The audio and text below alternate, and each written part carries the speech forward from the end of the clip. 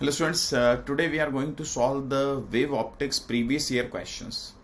और यहाँ पर जो प्रीवियस ईयर के क्वेश्चंस मैं करवाने जा रहा हूँ उन क्वेश्चंस की वर्कशीट को मैंने नीचे डिस्क्रिप्शन बॉक्स में डाला हुआ है, आप वहाँ से डाउनलोड कर दीजिए।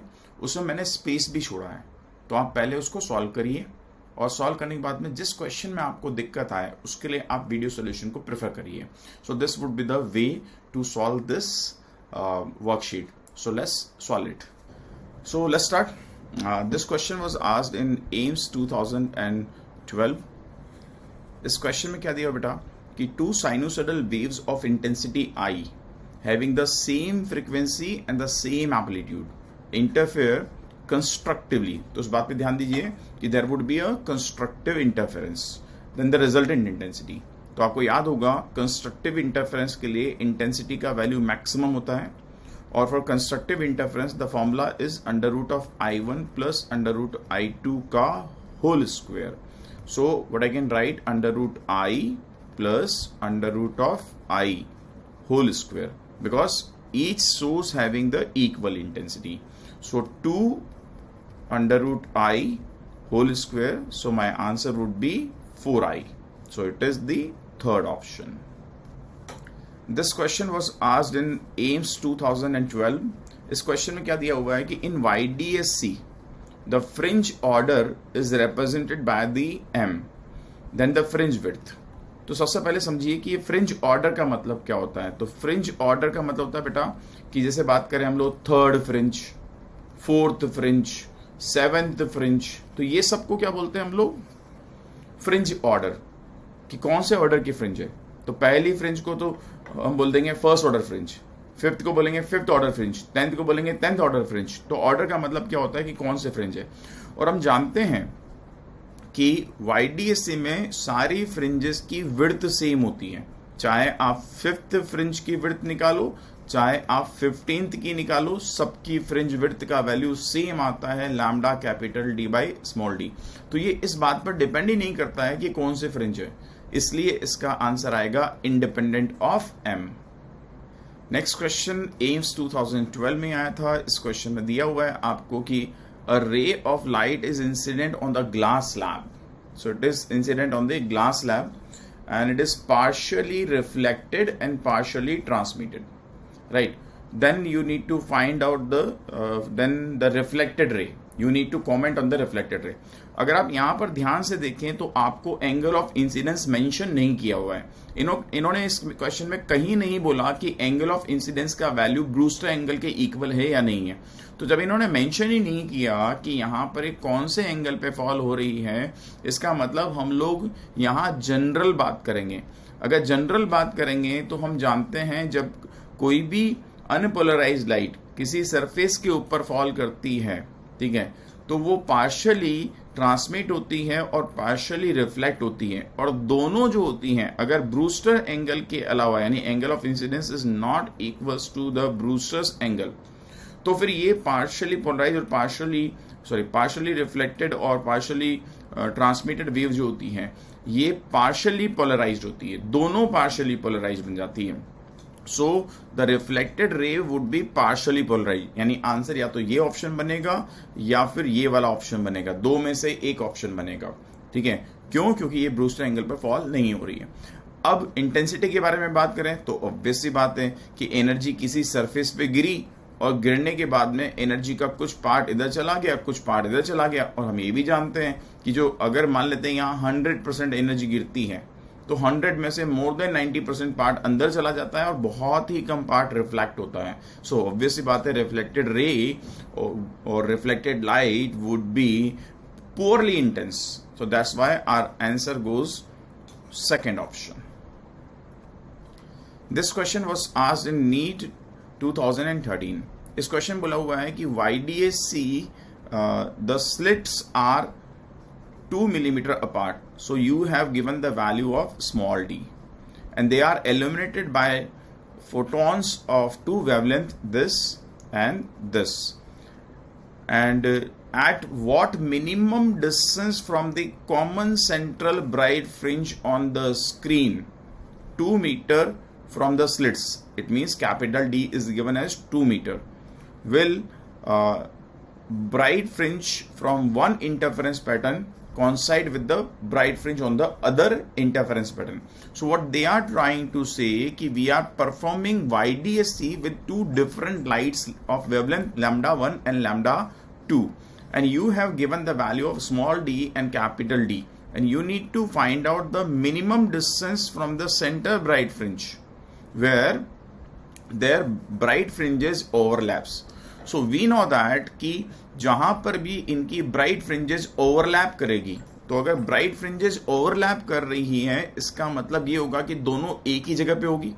सो मुझे नहीं पता कि कहां ओवरलैप कर रही है, मैं तो ऐसा बोल रहा हूं कि this is central bright fringe. ठीक है, लेट्स सपोज यहां ओवरलैप कर रही है. अगर ये यहां ओवरलैप कर रही है तो हमें ये तो पता नहीं कि किसकी कौन सी ओवरलैप कर रही है.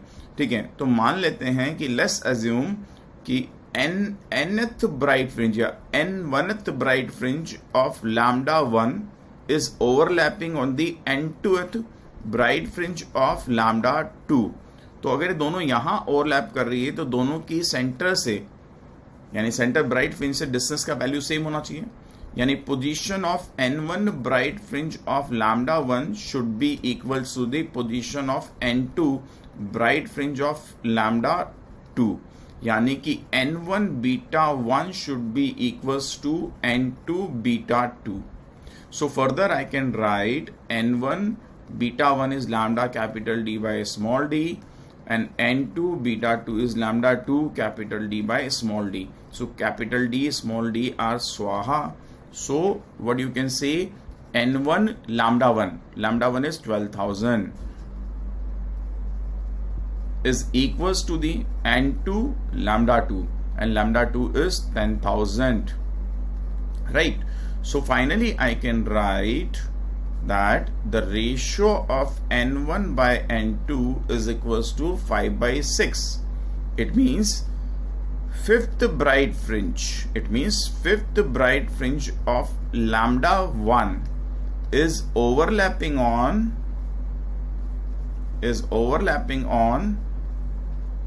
sixth bright fringe of lambda 2.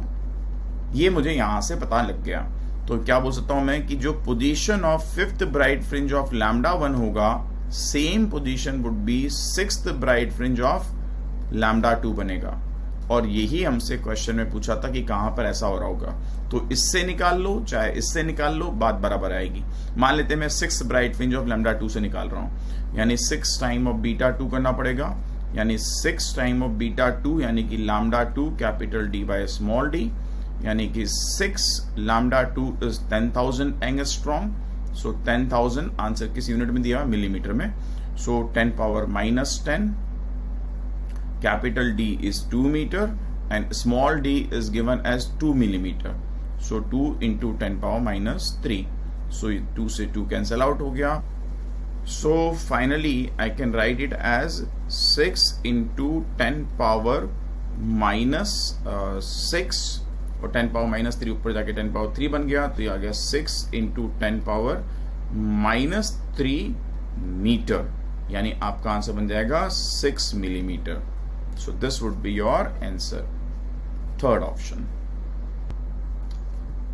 Next question was asked in NEET UG 2013. In this question, it is given that a parallel beam of fast-moving electron is incident normally on a narrow slit. So the fast-moving electrons are falling on the narrow slit. A fluorescent screen is placed at a large distance from the slit. If the speed of the electron is increased, then which of the following statement is correct? So we know that if the electrons are moving, then their de Broglie wavelength would be equals to lambda is equals to h upon p.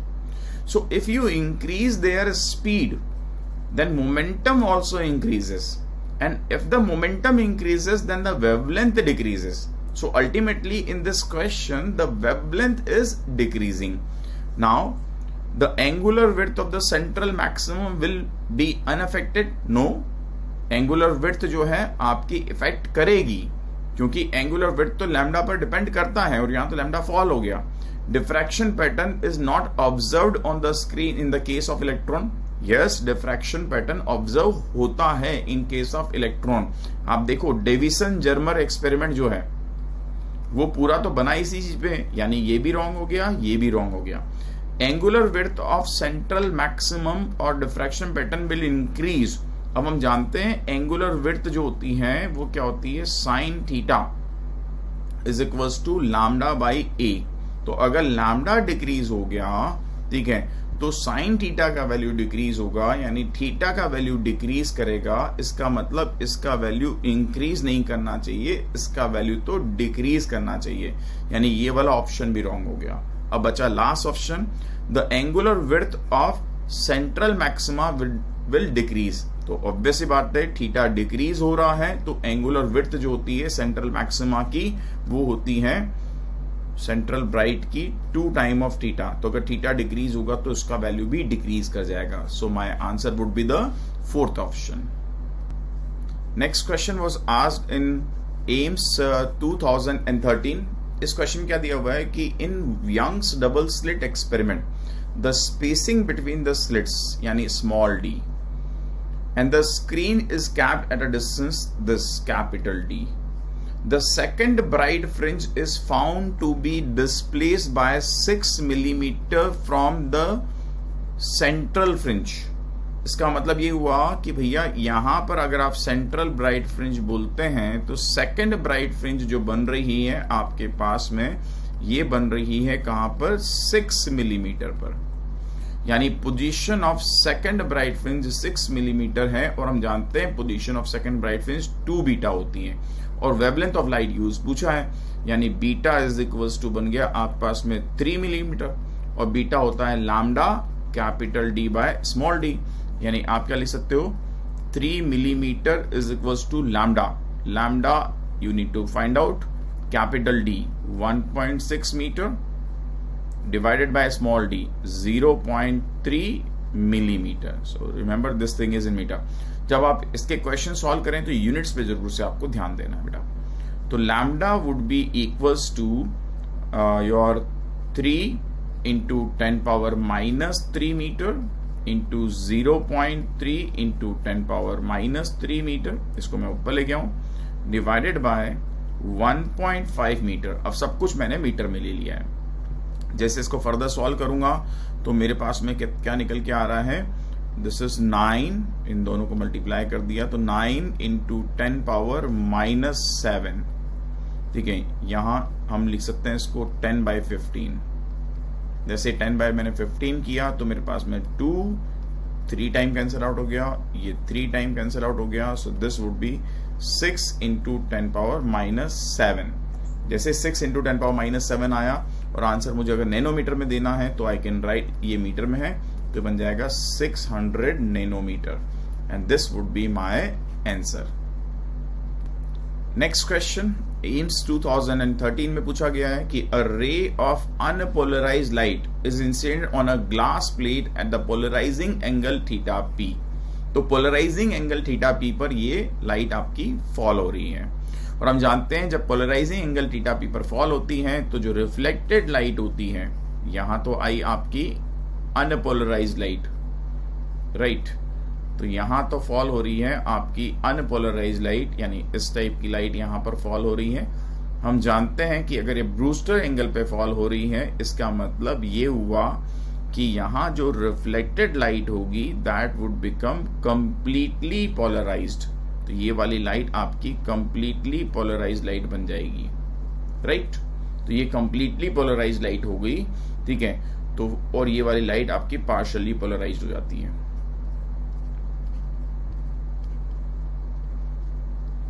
This would be like this. तो हम क्या बोल सकते हैं, the reflected ray and the transmitted ray both will be completely polarised? No, the reflected ray will be completely polarised, yes, and the transmitted ray would be partially polarised, yes. तो आपका answer बन जाएगा second option. Next question आपका आया था AAPMT 2014 में। इस question बोला हुआ है कि इन Young's double slit experiment, the intensity of a light at a point on a screen where path difference is lambda is k. हम जानते हैं कि जहां पर भी पाथ डिफरेंस का वैल्यू लैम्डा होता है वहां पर कंस्ट्रक्टिव इंटरफेरेंस होता है। इट मींस यहां कंस्ट्रक्टिव इंटरफेरेंस की सिचुएशन में जो इंटेंसिटी है वो होती है मैक्सिमम और उसका वैल्यू दे रखा है K. So the maximum intensity is given as the K, where lambda is the wavelength of the light used. The intensity at a point where path difference is this. तो अब आपको एक point दे दिया जिस point पर path difference का value बोला हुआ है लैम्डा बाई 4 और यहां इंटेंसिटी का वैल्यू आपसे पूछा है। तो आप जानते हैं कि पहले तो आप इसको फेज डिफरेंस में कन्वर्ट करो, तो बन जाएगा 2 pi by lambda into lambda by 4, यानी इसका वैल्यू आ गया पाई बाई 2।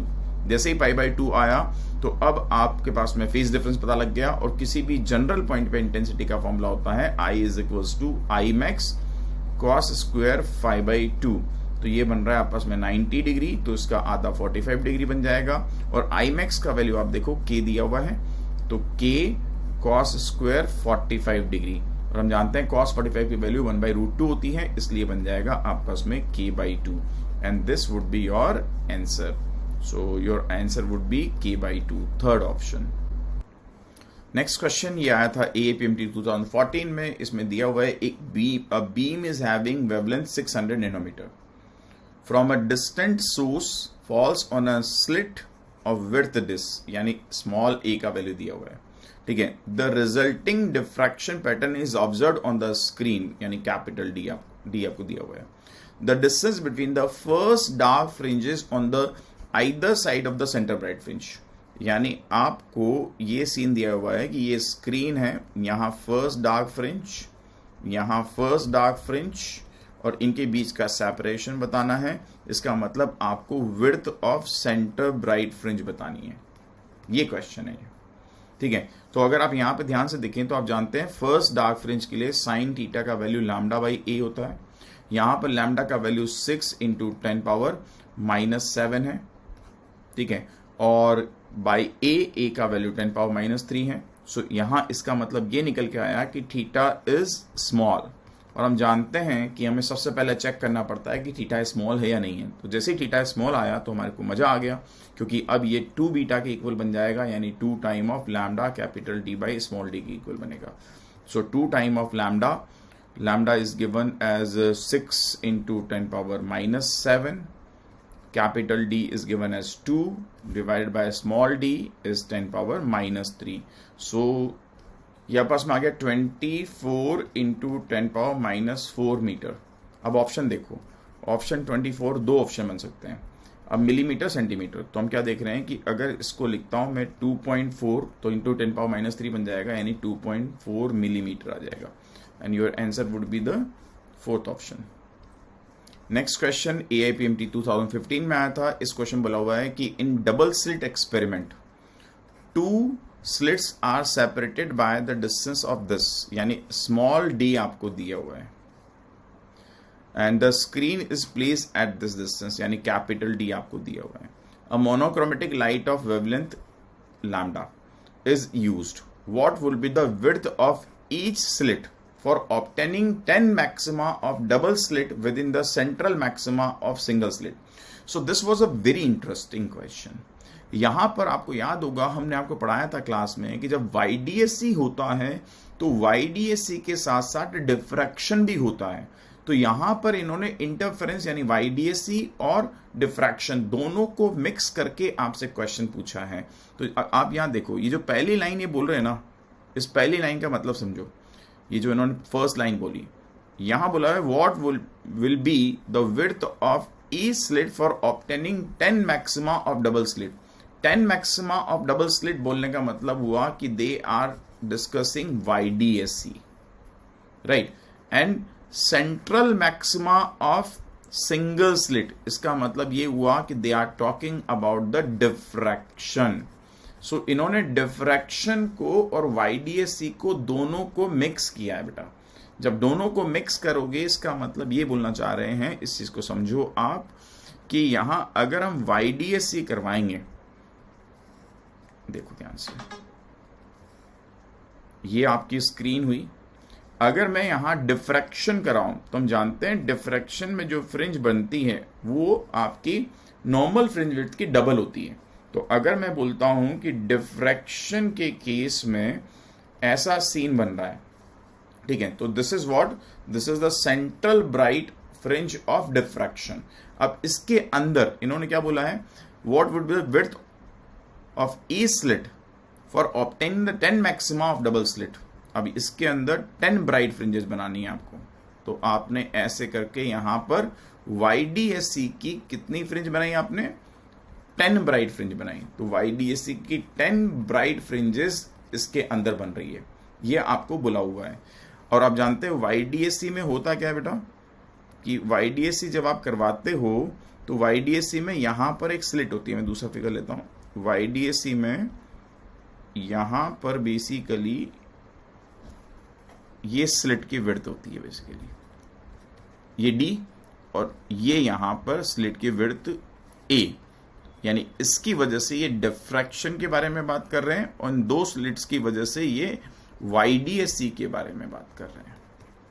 तो हमने क्या देखा बेटा यहाँ पे कि डिफ्रैक्शन का जो सेंटर ब्राइट फ्रिंज है उसके अंदर 10 ब्राइट फ्रिंज ऑफ YDSC आ रही है। हम जानते हैं 10 ब्राइट फ्रिंज ऑफ YDSC होती है 10 टाइम ऑफ बीटा, ठीक है, और 10 टाइम ऑफ बीटा यानी 10 time of lambda capital D by small d। और हम जानते हैं width of centre bright fringe in diffraction होती है 2 time of lambda capital D by A। A यहां पर इस स्लिट की विड्थ है, राइट। तो जैसे इसको आप फर्दर सॉल्व करोगे तो आप क्या पा रहे हो, लैम्डा डी कैंसिल आउट हो गया। तो आपके पास में A का वैल्यू पूछा था इन्होंने, तो A का वैल्यू बन जाएगा 2/10, यानी आ गया 0.2।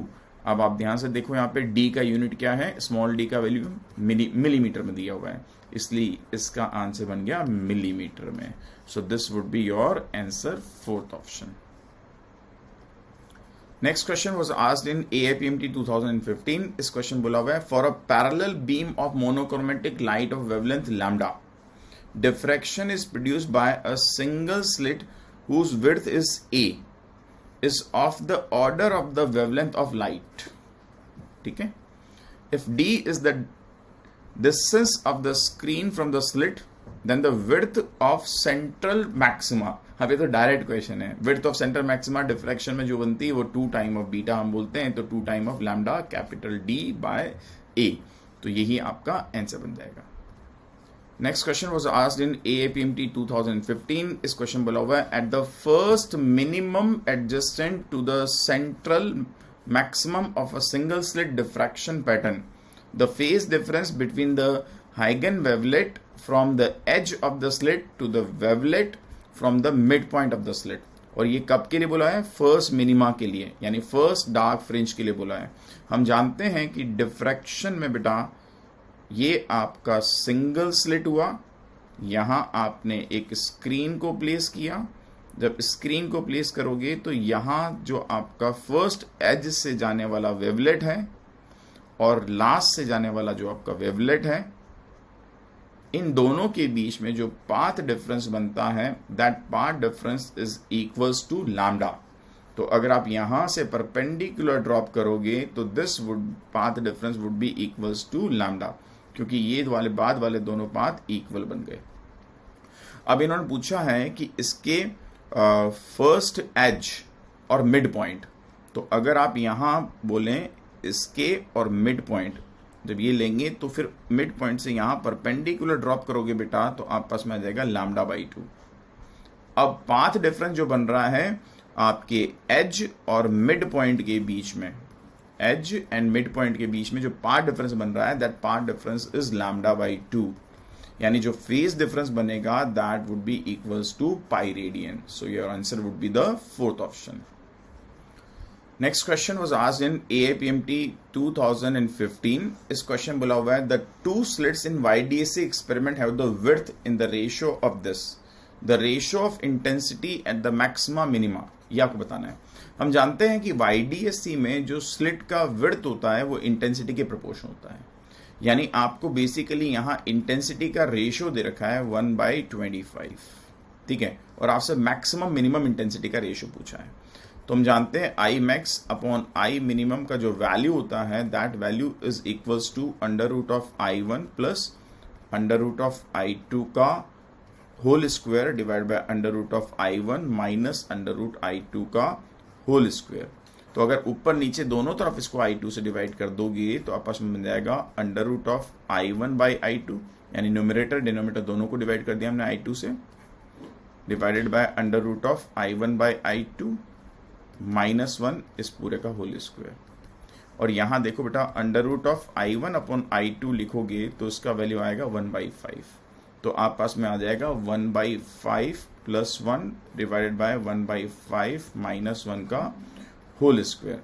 जब इसको फर्दर सॉल्व करोगे बेटा तो ये आप पास में आ जाएगा कितना 6/5 डिवाइडेड बाय माइनस ऑफ 4/5 इस पूरे का होल स्क्वायर, यानी आप पास में आ गया 6/4 का होल स्क्वायर यानी कि 3/2, तो आंसर बन जाएगा 9/4। तो रेशियो आ रहा है आपस में 9/4, so second option would be your answer.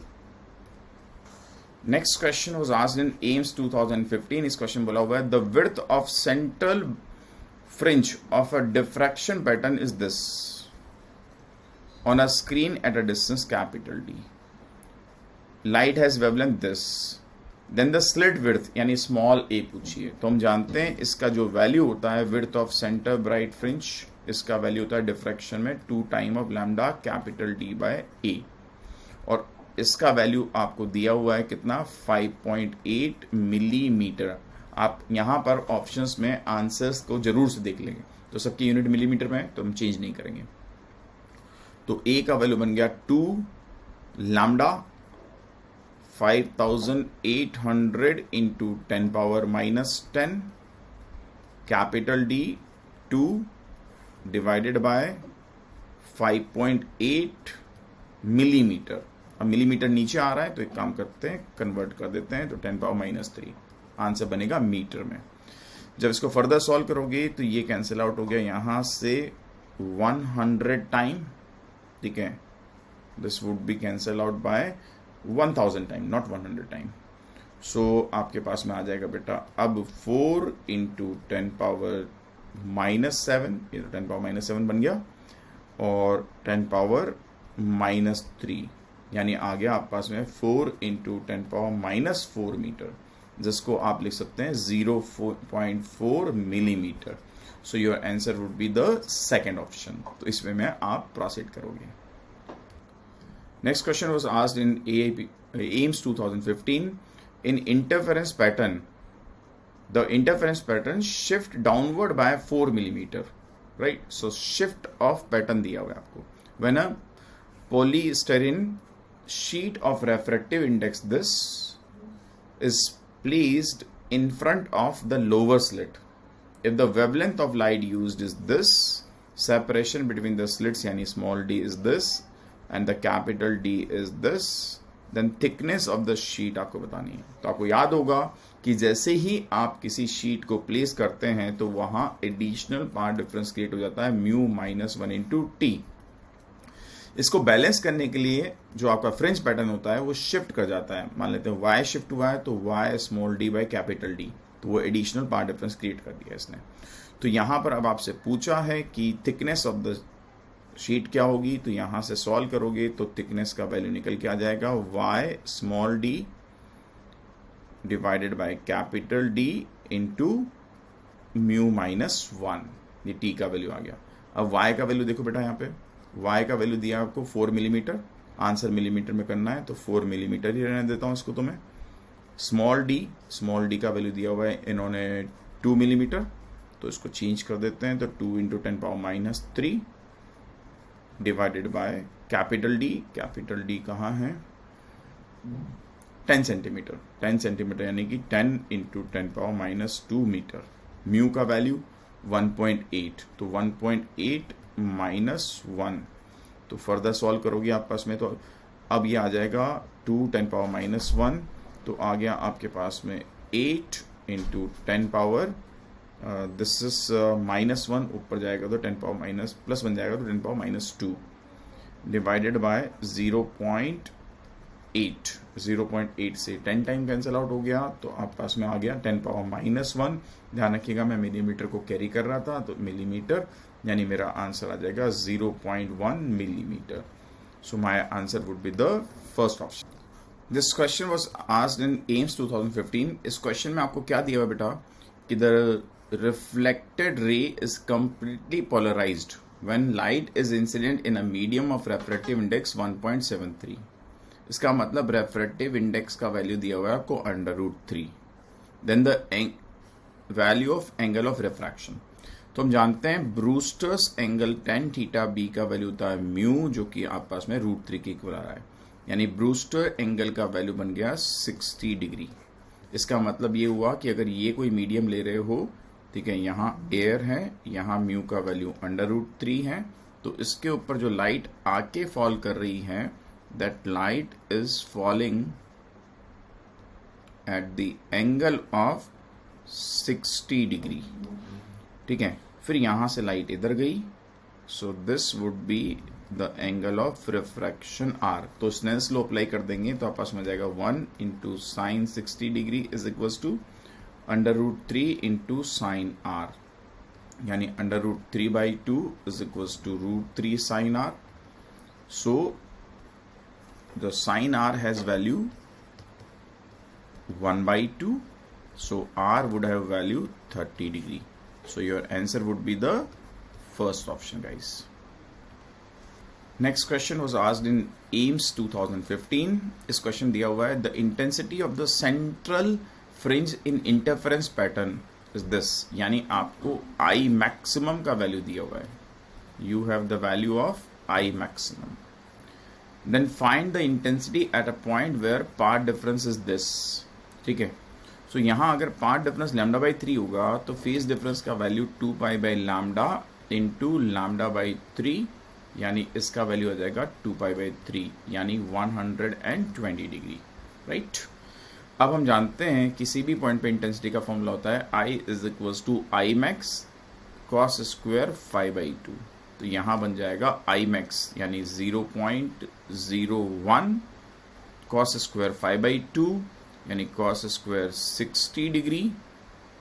तो आपके पास में बन गया 0.01 इंटू cos 60 डिग्री का वैल्यू 1/2, यानी 1/4 बन गया। अब ध्यान से देखो बेटा, तो यहाँ आंसर आपको मिली में देना है। जब आपको आंसर मिली में देना है तो आप इसको फर्दर लिख दोगे 0.01 और मल्टीप्लाई बाय दिस इज 0.25, ये आएगा आपका वॉट पर मीटर स्क्वायर में। लेकिन आपको तो आंसर मिली में करना है, तो जैसे इसको मिली में कन्वर्ट करोगे तो 2.5 मिली वॉट पर मीटर स्क्वायर। तो यहाँ पर हमने मिली में क्यों कन्वर्ट किया, क्योंकि आंसर इस टर्म में दिए हुए हैं, राइट। तो आपके पास में आंसर आ जाएगा first option. This question was asked in NEET 2016। This question दिया हुआ है, in a diffraction pattern due to a single slit of width a, the first maxima is observed at the angle of theta 30 degree दे रखा है आपको। When a light of wavelength this is incident, यानी lambda दिया हुआ है आपको। The first secondary maxima is observed at the angle of, and you need to find out the angle at which you are going to observe the first secondary maxima। तो हम जानते हैं first secondary maxima जो बनता है वो बनता है आपका 3λ/2 पाथ डिफरेंस के होने पर, राइट। तो वहां के लिए 3λ/2 पाथ डिफरेंस होना चाहिए, जिसका वैल्यू हो जाएगा a sin थीटा के इक्वल। ठीक है, अब इन्होंने क्या बोला है, first minima is observed at the angle of 30 degree. तो ये तो किसी कंडीशन लिखी मैंने, ये तो मैंने कंडीशन लिखी है फर्स्ट ब्राइट फ्रिंज के लिए। फर्स्ट सेकेंडरी मैक्सिमा का मतलब फर्स्ट ब्राइट फ्रिंज होता है, ठीक है। और अगर आप फर्स्ट मिनिमा यानी फर्स्ट डार्क फ्रिंज के लिए लिखोगे ना बेटा, तो फर्स्ट डार्क फ्रिंज के लिए पाथ डिफरेंस का वैल्यू आएगा lambda, that is equals to a sin theta. यहां से अगर आप λ/a का वैल्यू निकाल लो तो साइन 30 डिग्री, क्योंकि थीटा का वैल्यू 30 डिग्री देखा है, तो इसका वैल्यू आ गया 1/2। अब इस एंगल को हम लोग चेंज एंगल ले लेते हैं, क्योंकि हमने थीटा यूज किया है फर्स्ट डार्क फ्रिंज के लिए, तो फर्स्ट ब्राइट फ्रिंज के लिए दूसरा ले लेते हैं, तो साइन अल्फा ले लिया।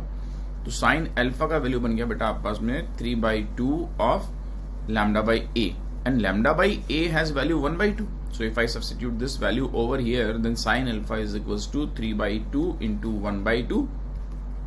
So this is basically 3 by 4. So I can write alpha has value sine inverse 3 by 4. So my answer is this option.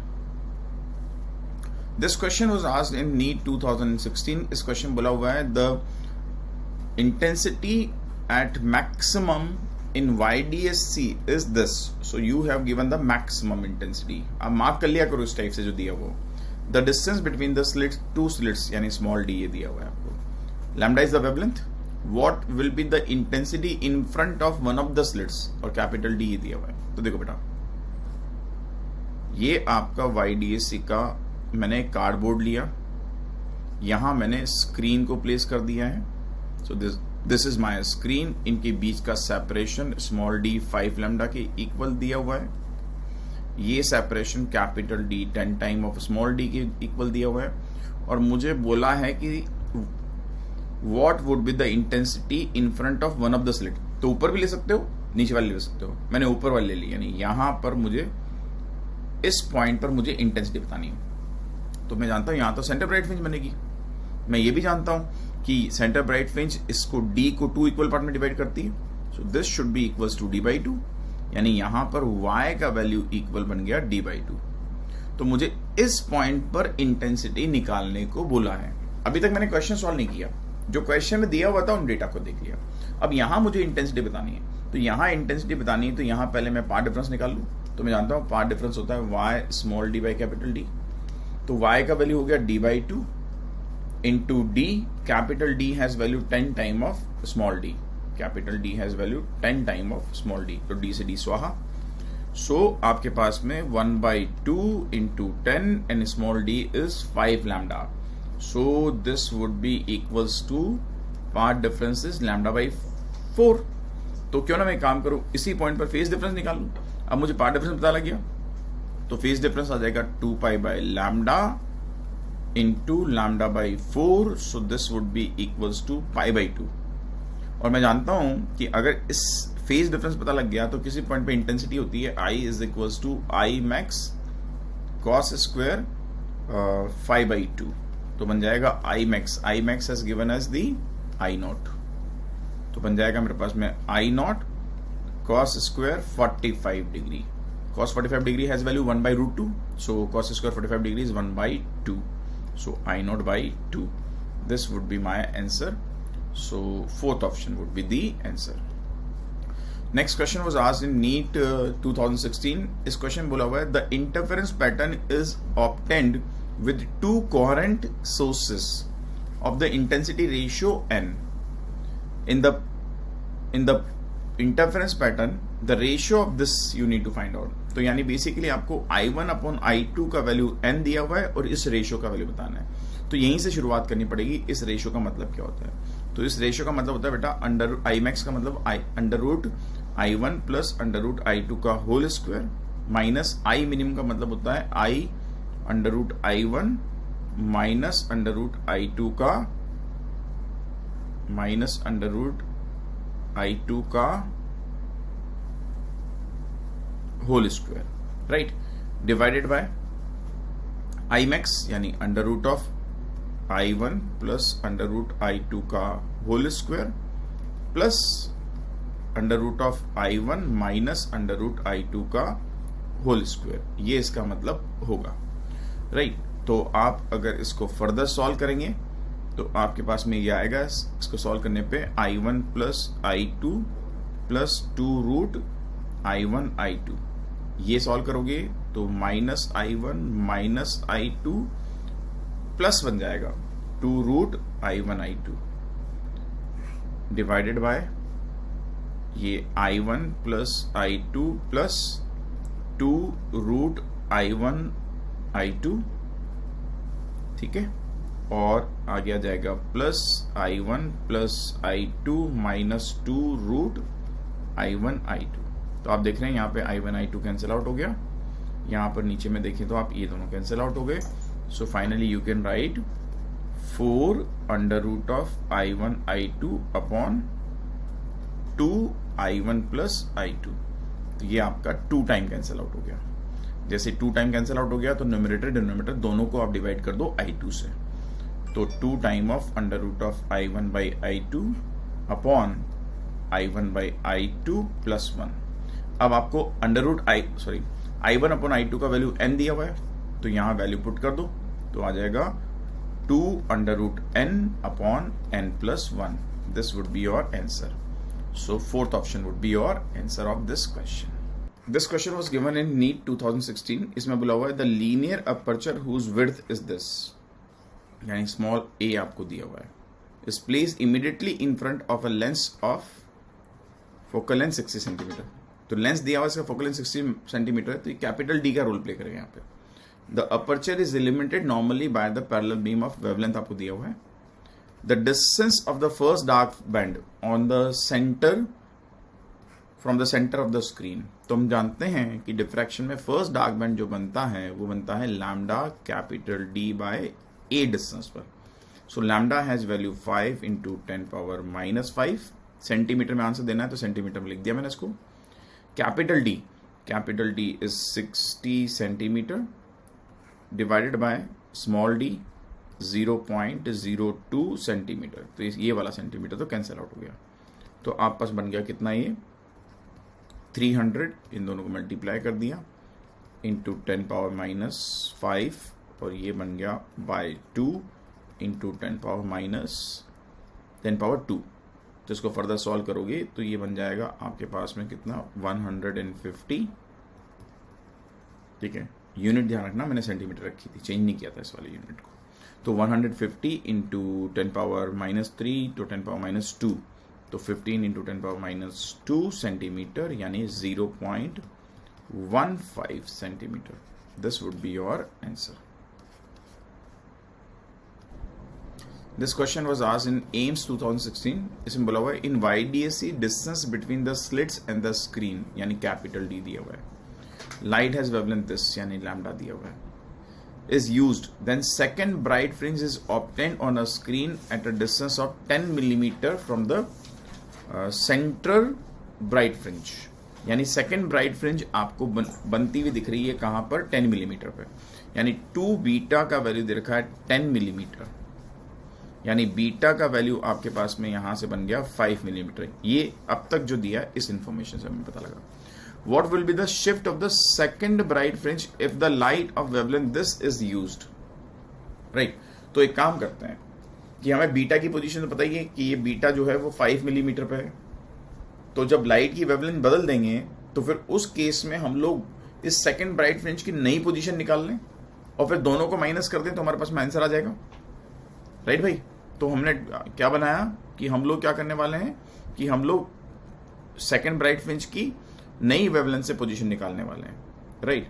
तो इसको निकालने के लिए हम जानते हैं कि हमें निकालना पड़ेगा 2 टाइम ऑफ बीटा डैश, यानी 2 टाइम ऑफ बीटा डैश यानी lambda dash capital D by small D.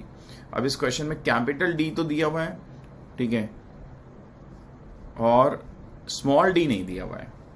Capital D दिया है, स्मॉल डी नहीं दिया। तो एक काम करते हैं कि इस पहले वाले पार्ट से, क्योंकि लैम्डा तो हमें है पता है ही सही, इस पहले वाले पार्ट को यूज करके lambda capital D by small D हम लोग क्यों ना एक काम करें, यहां से ये पूरी वैल्यू निकाल लें। जब ये पूरी वैल्यू निकालेंगे तो capital D by small D का वैल्यू बन रहा है 5 मिलीमीटर डिवाइड बाय पुराना लैम्डा यानी 500 नैनोमीटर। तो इसी को आप यहां पे सब्स्टिट्यूट कर दो। तो 2 टाइम ऑफ लैम्डा डैश यानी कि 550 nanometre into capital D by small d is basically 5 millimeter divided by 500 nanometer। तो ये दोनों कैंसिल आउट हो गए बेटा। जब दोनों कैंसिल आउट हो गए तो आपके पास में अब मिलीमीटर में बनेगा, तो ये 100 टाइम, तो आपके पास कितना आ गया 2 बीटा का वैल्यू 2 इंटू 550 डिवाइड बाय 100। ठीक है, आंसर आएगा आपका मिलीमीटर में, यानी इसका वैल्यू निकल के आ रहा है आपके पास में कितना 110, तो 11 मिलीमीटर। तो पहले जो सेकेंड ब्राइट फ्रिंज थी वो थी 10 मिलीमीटर पे, बाद में कहाँ चली गई 11 मिलीमीटर पे, तो पहले 10 पे थी, बाद में 11 पे चली गई, तो इसका मतलब इसका जो शिफ्ट हुआ दैट शिफ्ट इज 1 मिलीमीटर, और यही आपका आंसर बन जाएगा। This question was asked in AIIMS 2016। इसमें क्या दिया हुआ है, the intensity of the two waves are I1 is equals to 9I, I2 is equals to I, find the resultant intensity if the phase difference is this pi. ठीक है, तो हम जानते हैं कि जहां पर भी फेज डिफरेंस का वैल्यू होता है 2n+1 पाई या फिर 2n-1 पाई, यानी कि पाई, 3 पाई, 5 पाई, वहां पर डिस्ट्रक्टिव इंटरफेरेंस हो रहा है। तो यहां पर डिस्ट्रक्टिव इंटरफेरेंस होगा तो इंटेंसिटी का वैल्यू मिनिमम होगा, और मिनिमम इंटेंसिटी का वैल्यू निकल के आएगा पास में √I1 माइनस √I2 का होल स्क्वायर, यानी आप पास में √9I, इसका वैल्यू 3I हो गया, माइनस √I, यानी मतलब सिंपल I बन जाएगा, तो √3I मतलब 3 माइनस √I का होल स्क्वायर, यानी 2 √I का होल स्क्वायर, यानी बन जाएगा 4I के equal. Next question was asked in AIIMS 2016। इसमें बोला हुआ है a polaroid makes an angle 30 degree with the electric vector, then the intensity reduced by the factor of this. यहां पर this is a very interesting question. यहां पे electric vector ने angle बनाया है, न कि लाइट ने, राइट। तो पहली बात तो ये समझिए, तो अगर आप यहां पर एक पोलराइड रखते हो और इसके ऊपर कोई इलेक्ट्रिक वेक्टर आके फॉल कर रहा है, ठीक है, और ये 60 डिग्री एंगल बना रहा है, ठीक है, तो हमने यहाँ पे ये एक वेक्टर आया, मान लेते हैं इसका एम्पलीट्यूड a है, और इन दोनों के बीच में, इनकी एक्सिस के बीच में बनने वाला एंगल 60 डिग्री है। तो यहाँ से जब एम्पलीट्यूड बाहर निकलेगा तो वो आ जाएगा a cos phi, राइट, यानी कि cos 60 डिग्री, यानी एम्पलीट्यूड का वैल्यू बन गया आपके पास में यहाँ पर a cos 60 डिग्री, यानी 1/2। तो अगर इसकी इंटेंसिटी I होगी तो यहाँ जो इंटेंसिटी क्रॉस करेगी, ठीक है, उसका वैल्यू I/4 हो जाएगा, क्योंकि intensity proportional to amplitude square होती है। तो इंटेंसिटी का वैल्यू I/4 हो गया, तो I/4 इंटेंसिटी यहां से क्रॉस कर गई। अगर I/4 इंटेंसिटी यहां से क्रॉस कर गई तो इंटेंसिटी रिड्यूस कितनी हुई, तो ऑब्वियस बात है टोटल इंटेंसिटी 1 थी, 1/4 क्रॉस कर गई तो रिड्यूस कितनी हुई 3/4। So your answer would be the 3/4। This question was asked in NEET 2017। इसमें बोला हुआ है the ratio of resolving power of an optical microscope of wavelength this and this. हम जानते हैं कि जो रिजॉल्विंग लिमिट होती है उसका वैल्यू होता है 1.22 λ/a, और रिजॉल्विंग पावर जो होती है वो रिजॉल्विंग लिमिट के रेसिप्रोकल होती है, यानी कि हम बोल सकते हैं resolving power is inversely proportional wavelength, यानी resolving power in case 1 divide by resolving power in case 2 should be equals to λ2/λ1। Now λ2 has value 6000, λ1 has value 4000, तो इसका वैल्यू आ जाएगा, रेशियो आ जाएगा 3/2। So your answer would be the second option. This question was asked in NEET 2017। Young's double slit experiment is first performed in air and then in a medium other than air. It is found that 8th bright fringe in the medium lies where 5th dark fringe lies in air. ठीक है, यानी कि आपको मान लेते हैं ये एक सीन है, सेंटर ब्राइट फ्रिंज तो वहीं बनेगा दोनों कंडीशन में। जिस प्लेस पर एयर में आपकी 5th डार्क फ्रिंज लाई कर रही थी, वहां पर मीडियम में 8th ब्राइट फ्रिंज लाई कर रही है, यानी दोनों का y का वैल्यू सेम होगा। तो हम जानते हैं 5th डार्क फ्रिंज जो बनती है वो 5th ब्राइट के नीचे बनती है, यानी कि 4.5 बीटा, यानी 9/2 बीटा पर बनेगी, ठीक है, और 8th ब्राइट फ्रिंज जो बनेगी वो 8 बीटा पे बनेगी, तो 8 बीटा मीडियम पे बनेगी। ये इन दोनों की पोजीशन होगी, और रेफ्रेक्टिव इंडेक्स ऑफ मीडियम पूछा है। तो हम जानते हैं, इसको फर्दर लिख सकते हैं 9/2, बीटा का वैल्यू होता है lambda capital D by small d, 8 time of lambda medium हो जाएगा lambda by mu capital D by small d, तो capital D small D lambda capital D small D, ये तो कैंसल आउट हो गया। तो म्यू का वैल्यू आ जाएगा 8 इंटू 2 डिवाइडेड बाय 9, ये वैल्यू आपके पास में आ गया, यानी 16/9। तो आप पास में आ जाएगा 1 पॉइंट कितना बचा आप पास में 7 बचा, ठीक है। तो 1.7 समथिंग एंड फिर भी कुछ बच जाएगा, तो 1.78। So this would be your answer, right. Next question, this one आज इन नीट यूजी 2017। इसमें बोला है 2 polaroid P1 P2 are placed with their axis perpendicular to each other. तो भैया हमने मान लेते ये सीन लिया, राइट। यहां एक पोलराइड को रखा, दिस इज P1, यहां दूसरे पोलराइड को रखा, दिस वन इज P2, और इनके बीच में एंगल आप देख पा रहे हैं 90 डिग्री है, right.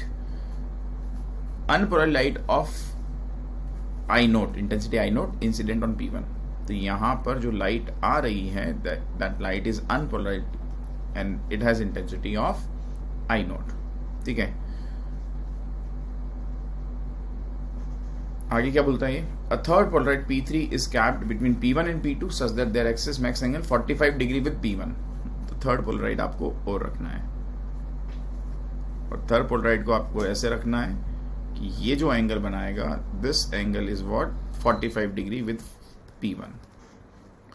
Then the intensity of light transmitted through P2। तो हम जानते हैं कि पहले पोलराइड से इंटेंसिटी I नोट बाई 2 हो जाएगी, मेलस लो लगाएंगे तो दूसरे से आ जाएगी I note by 2 cos square 45 degree, फिर से मेलस लो लगाएंगे तो तीसरे से हो जाएगी I note by 2 cos square 45 degree, तो पहले ही था, अब फिर से 45 बन गया, इसलिए एक बार फिर से कॉस स्क्वायर 45 डिग्री, यानी I note by 2 cos 45 is having value 1/√2, तो 1/2 इसकी वजह से और 1/2 दूसरे की वजह से, तो आंसर आ जाएगा आप पास में I नोट बाई 8। तो यहां पर I नोट फॉल होगा और I नोट बाई 8 यहां से एग्जिट कर जाएगा। So your answer would be the second option. Next question was asked in AIIMS 2017। इस क्वेश्चन क्या बोला है कि intensity of 2 interfering coherent sources, यानी पहले सोर्स की इंटेंसिटी I1, दूसरे सोर्स की इंटेंसिटी I2, ये दे रखा है। What is the maximum intensity, maximum intensity पूछिए तो I मैक्स का फॉर्मूला हम जानते हैं, ये होता है √I1 प्लस √I2 का होल स्क्वायर। तो √I1 यानी 9 का √3, 4 का √2, इसका होल स्क्वायर यानी 5 का स्क्वायर, यानी आंसर आ जाएगा 25 unit. So your answer would be the first option. This question was asked in AIIMS 2017। इसमें क्या बोला हुआ है कि in YDSC the fringes are formed at a distance 1 metre from the double slit, यानी कैपिटल D रखा है, स्मॉल d दिया हुआ है। Calculate the wavelength of light used, यानी आपसे पूछा है लैम्डा का value. It's distance of third bright banned from the centre of the screen is 1.5 centimetre. और हम जानते हैं थर्ड ब्राइट बैंड जो बनता है वो 3 बीटा बनता है, सो 3 बीटा इज 1.5 सेंटीमीटर। और आपसे लैम्डा पूछा है, यानी 3 time of lambda capital D by small d is 1.5 centimetre. तो आप यहां से लैम्डा लिखोगे तो लैम्डा आ जाएगा D upon 3 time of capital D into 1.5 centimetre. Units का ध्यान रखना है इस चैप्टर में, स्टूडेंट यूनिट्स में मिस्टेक करते हैं, राइट। तो आपको एंगस्ट्रॉम में देना है तो हम तो मीटर में निकालेंगे इसको। तो आप देख रहे हैं स्मॉल d इज 0.12 मिलीमीटर यानी 10⁻³ इंटू 1.5 सेंटीमीटर यानी 10⁻², मीटर में कन्वर्ट हो गया, divided by 3, capital D is 1 metre, ठीक है। तो ये आपस में बना, 3 से ये कैंसिल आउट हो जाएगा 0.5। जब इसको फर्दर सॉल्व करोगे आप तो आप पास में ये आ जाएगा, इसको और इसको मल्टीप्लाई कर दिया तो 60 इंटू 10⁻³ आया। फिर बचा कितना आपस में 10⁻⁻5 और बच रहा है, तो आप पास में बन रहा है ये 6 इंटू 10⁻⁻7 मीटर, जिसको कि हम बोल सकते हैं 6000 एंगस्ट्रॉम, इसलिए आपका आंसर आ जाएगा। Question was asked in AIIMS 2017, क्या दिया हुआ है कि in YDSC the intensity of the central fringe, यानी आपको मैक्सिमम इंटेंसिटी दी हुई है। What will B intensity at this path difference, path difference दिया हुआ है, तो फेज डिफरेंस निकालना है, तो फेज डिफरेंस आ जाएगा 2 pi by lambda into path difference lambda by 6, यानी आपके पास में आ गया इसका वैल्यू पाई बाई 3, तो फेज डिफरेंस आ गया पाई बाई 3, ठीक है, पाई बाई 3 यानी यहाँ पर 60 डिग्री आ गया। अब हम जानते हैं आई का वैल्यू होता है आई मैक्स कॉस स्क्वायर 5/2, तो आपके पास में आ जाएगा आई मैक्स यानी 8 cos square 60 degree, cos 60 degree है 30 degree, cos 30 degree has value √3/2, यानी 8 √3 का स्क्वायर 3 हो गया बाय 2 यानी 4 बन गया, तो ये 2 टाइम कैंसिल आउट बन गया, तो आप पास में आ जाएगा 6 milli watt upon metre square. So your answer would be the second option. This question was asked in NEET UG 2018। इसमें क्या बोल रहा है, unpolarised light is incident from air on a plane surface of material of refractive index mu, right, at a particular angle of incidence I, and it is found that the reflected and the refracted rays are perpendicular. If the refracted and reflected rays are perpendicular, it means ये जो angle I होगा ना, ये Brewster angle के equal होगा, right. और हम जानते हैं कि जब ये सीन बनता है बेटा, तो उस केस में यहां लाइट आके फॉल हुई, अनपोलराइज्ड लाइट इस टाइप से, ये अनपोलराइज्ड लाइट आई एयर से किसी मीडियम म्यू में जा रही है, यहां अब reflected light, right, and refracted light, they are at the angle of 90 degree, तो ये कंप्लीटली पोलराइज हो जाएगी रिफ्लेक्टेड लाइट, ठीक है, और ये पार्शियली पोलराइज्ड होगी, राइट। अब आप देखिए क्या बोला हुआ है ना आगे, which of the following option is correct in the situation, the reflected light is polarized with electric vector parallel to the plane of incidence. तो अगर आप यहां पर रिफ्लेक्टेड लाइट के बारे में बात करें, दिस इज रिफ्लेक्टेड लाइट, और यहां पर अगर आप देखें तो ये जो इलेक्ट्रिक वेक्टर है ये इस टाइप से वाइब्रेट कर रहा है perpendicular to the plane of incidence. तो आपके पास में प्लेन ऑफ इंसिडेंस तो ये वाला हुआ ना, और ये इसके परपेंडिकुलर वाइब्रेट कर रहा है, तो पैरेलल वाला रॉन्ग हो गया। सेकंड में परपेंडिकुलर लिखा हुआ है, इसलिए यही आंसर बन जाएगा। So your answer would be the second option. This question was asked in NEET UG 2018। इस क्वेश्चन का क्या दिया हुआ है कि in YDSC experiment the separation is small d between the slits is 2 millimetre, यानी स्मॉल डी दिया हुआ है, वेवलेंथ दिया हुआ है आपको, कैपिटल D दिया हुआ है आपको, ठीक है, and it is found that the angular width of the fringe is this. To increase the angular width to this with the same wavelength and same capital D, the separation between the slits need to be changed to. यानी separation between the slits को हमें क्या कर देना चाहिए, ये हमसे यहाँ पर पूछा है। तो पहले समझते हैं कि एंगुलर फ्रिंज विड्थ यहाँ होगी कितनी। तो हम जानते हैं कि एंगुलर फ्रिंज विड्थ होती है बीटा बाई कैपिटल D, या फिर होती है लैम्डा बाई स्मॉल d। तो यहां एंगुलर फ्रिंज विड्थ जो होती है that is inversely proportional to d, क्योंकि लैम्डा तो उन्होंने सेम बोला है। तो अगर मैं यहां थीटा डैश बाई थीटा कर दूंगा तो मेरे पास में आ जाएगा डी बाई डी डैश। तो अब आपसे पूछा है डी डैश, तो डी डैश का वैल्यू क्या बन जाएगा आपस में, D into theta upon theta dash. तो डी का वैल्यू कितना है, स्मॉल डी 2 मिलीमीटर, थीटा का वैल्यू 0.20 डिवाइड बाय 0.21, ये हो गया आपस में।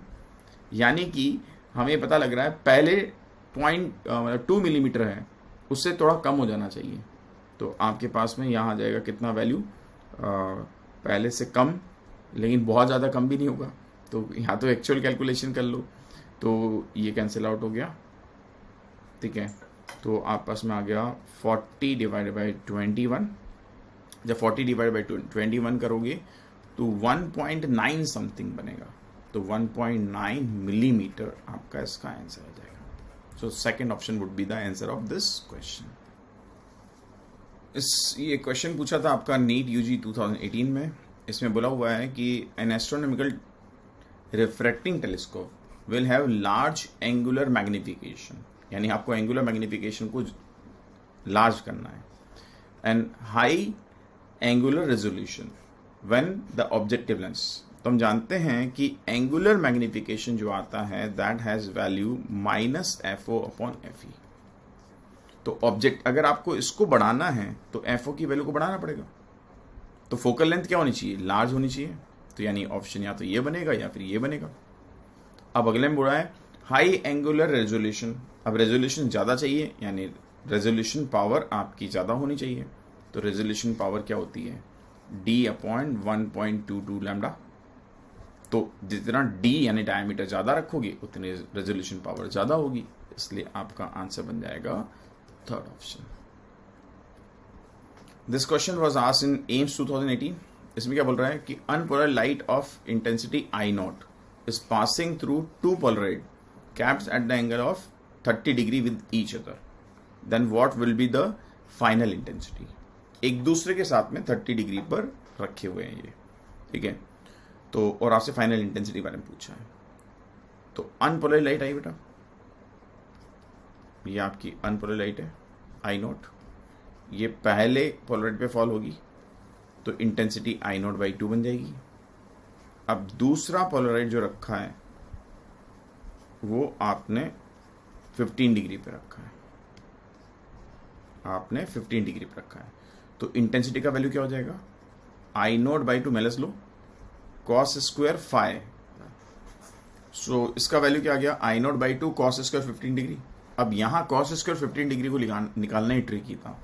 तो आप जानते हैं cos 2 थीटा होता है 2 cos स्क्वायर थीटा -1, ठीक है।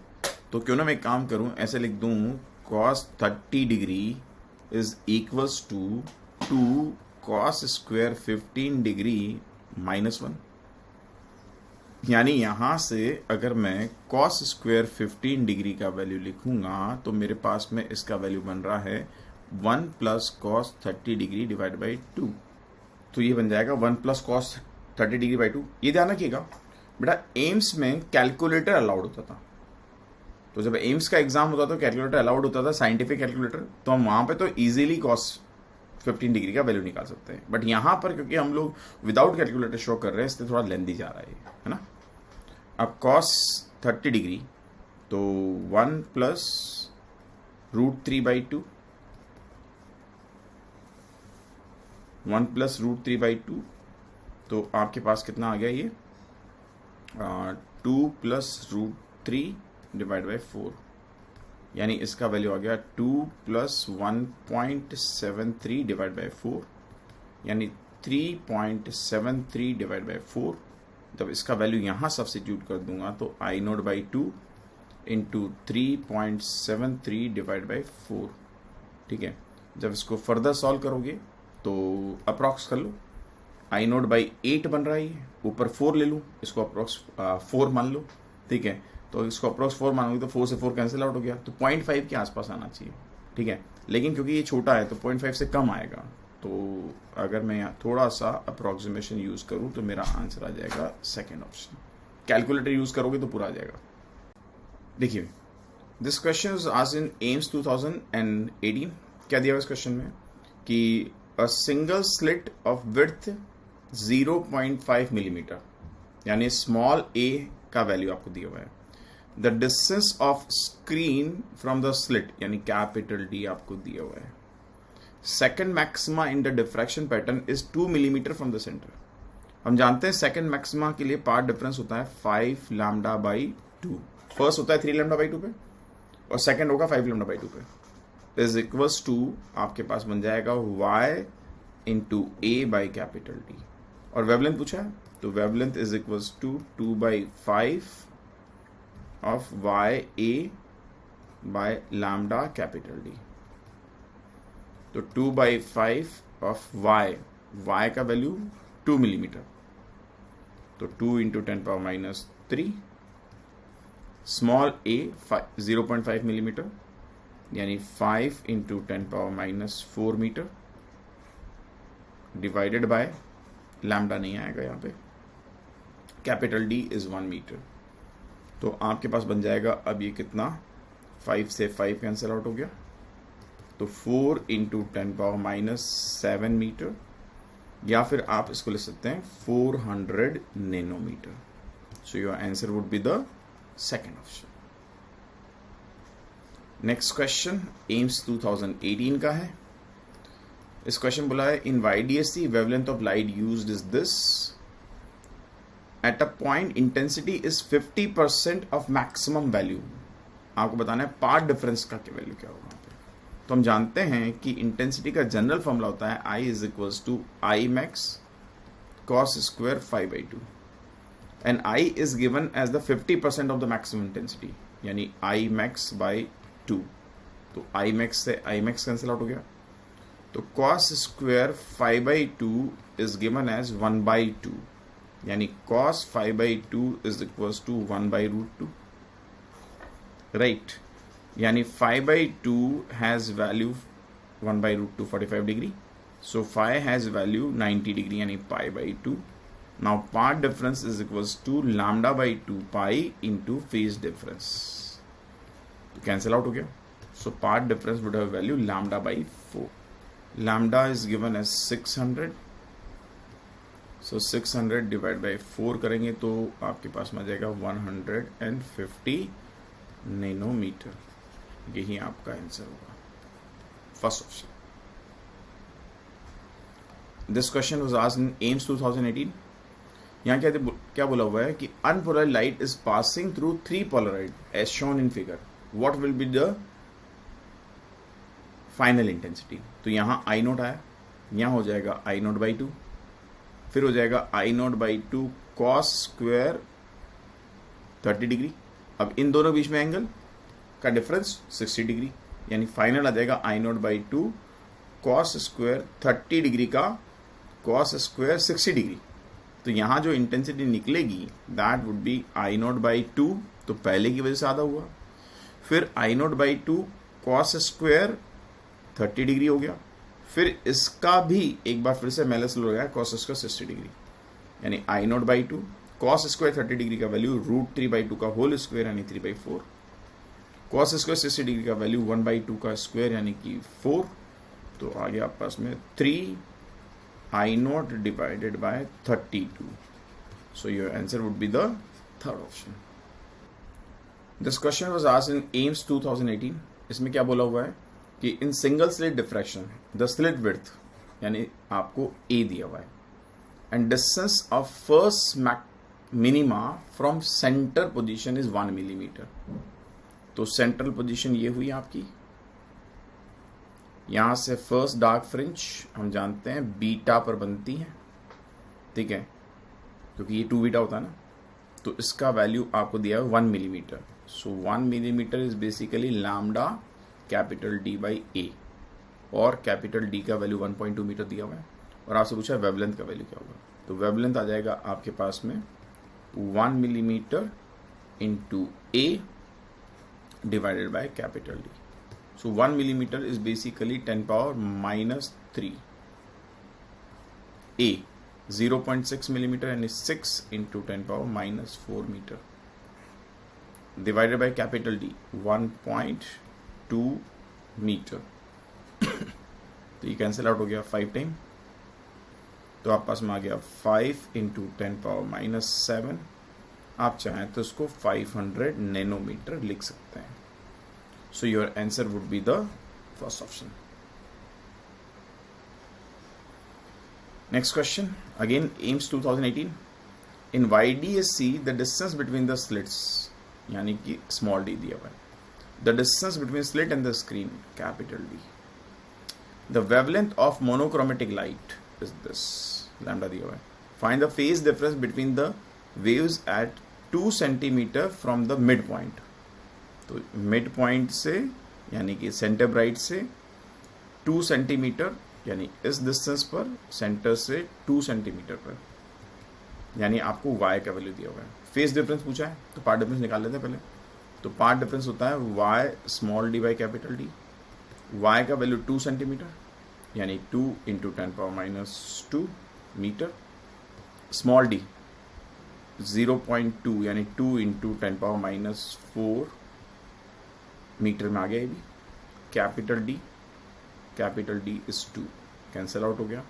तो आपके पास में यहाँ पर इसका वैल्यू निकल के आ गया, पार्ट डिफरेंस का वैल्यू कितना, 2 इंटू 10⁻⁻6। ये पार्ट डिफरेंस का वैल्यू निकल के आ गया इतना मीटर। इससे फेस डिफरेंस निकाल लो, क्योंकि फेस डिफरेंस पूछा है। तो फेस डिफरेंस होता है 2π/λ इंटू पार्ट डिफरेंस। सो 2π/λ देखो कितना दिया हुआ है, 600 नैनोमीटर, यानी 600 into 10⁻⁹ into path difference 2 into 10⁻⁶। इसको फर्दर सॉल्व करोगे बेटा तो आप पास में जाएगा 2π/6 इंटू 10⁻⁷ इंटू 2 इंटू 10⁻⁶। तो ये 3 टाइम कैंसिल आउट हो गया, ठीक है। और ये ऊपर चला जाएगा तो 20π/3 बना देगा। सो your answer would B 4th option, right. Next question. This question was asked in NEET 2019. It was very easy question, right? Which color of light has the longest wavelength? Obviously बात है, red color की longest होती है. So answer would be the first option. This was asked in NEET 2019. इसमें बोला हुआ है कि in double slit experiment, when light of wavelength this was used, the angular width of the first minima formed on the screen 1 meter away, and capital D दिया हुआ है, is 0.2 meter. Angular width दे रखी पहले case में. What will be the angular width of first minima if the entire apparatus is immersed in water? तो हम जानते हैं अगर पूरे apparatus को आपने water में immerse कर दिया तो पूरे apparatus को water में immerse करने का मतलब ये होगा कि fringe width जो है वो पहले से कम हो जाएगी, ठीक है। तो हम जानते हैं कि बीटा मीडियम का value beta air divide by mu होता है, तो म्यू टाइम कम हो जाएगी। जब फ्रिंज विड्थ का वैल्यू म्यू टाइम कम हो जाएगा तो इसका मतलब क्या हुआ कि फ्रिंज विड्थ म्यू टाइम कम हो गई, इसका मतलब जो आपका एंगुलर फ्रिंज विड्थ होगा वो भी म्यू टाइम कम हो जाएगा, यानी कि नया जो एंगुलर फ्रिंज विड्थ बनेगा वो आ जाएगा पुराने एंगुलर फ्रिंज विड्थ का म्यू टाइम कम। तो आपके पास में आ जाएगा 0.2 डिवाइड बाय म्यू यानी 4/3।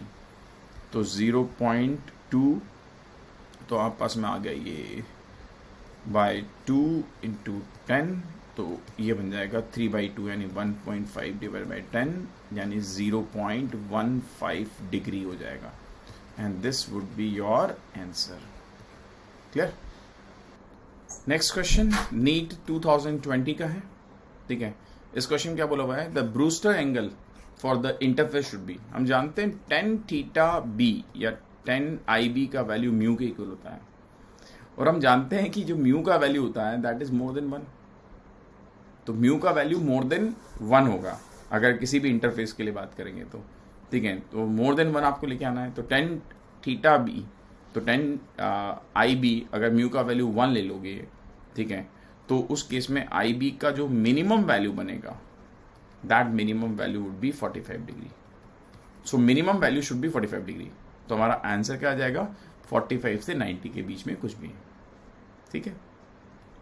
नेक्स्ट क्वेश्चन नीट 2020 में आया था, रिसेंट क्वेश्चन है कि assume that the light of wavelength this यानी लैम्डा दिया हुआ है coming from a star, the limit of resolution of telescope whose objective has diameter this। तो हम जानते हैं रेजोल्यूशन लिमिट का जो वैल्यू होता है that is 1.22 lambda by d.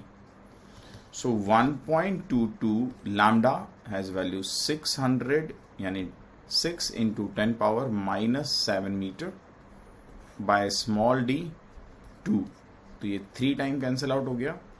सो आपके पास में आ जाएगा 3.66 into 10 power minus 7 radian. So your answer would be the second option. This question was asked in NEET 2020. इस क्वेश्चन में आपको क्या दिया हुआ बेटा? तो इस क्वेश्चन में आपको दिया हुआ है कि in YDSC if the separation between the coherent sources is halved, यानी पहले जो सेपरेशन था वो D था, तो D से आपने इसको हाफ करके D/2 कर दिया. The distance between the screen and the coherent sources is doubled, यानी कैपिटल D की वैल्यू को पहले से डबल कर दिया. ठीक है. देन द फ्रिंज विड्थ, तो हम जानते हैं फ्रिंज विड्थ होती है lambda capital D by small d. नई फ्रिंज विड्थ क्या हो जाएगी? लैम्डा, तो वही है नया D डैश डिवाइड बाय नया स्मॉल d डैश, तो लैम्डा D डैश 2D बन गया डिवाइडेड बाय D/2, यानी आ जाएगा 4 time of lambda capital D by small d, यानी कि बीटा डैश का वैल्यू 4 टाइम ऑफ बीटा बन गया. सो your answer would be the fourth option. So guys, this was the complete solution of your wave optics previous year questions. I hope आपको यहाँ पे सारे questions का solution समझ में आ गया होगा. Again, I'm repeating the same thing कि just before solving these questions, download the previous year question from the description below.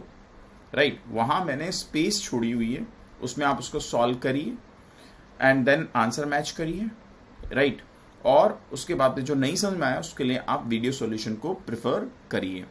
And guys, don't forget to press that subscribe button, like button, right? And so you need to like, comment and subscribe, right? चलिए bye, मिलते हैं अगले इसी type के कोई interesting video में जो कि आपको आपके डॉक्टर बनने में हेल्प करे.